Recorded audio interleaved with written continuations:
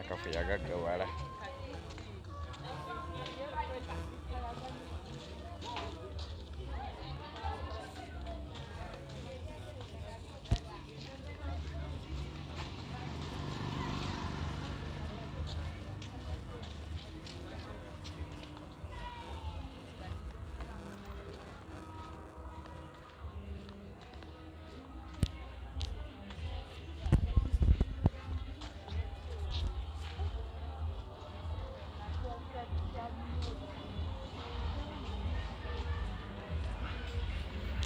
Nakafumbwe ali eno yagaggawala yafuna ssente naye nga tayambala mpa.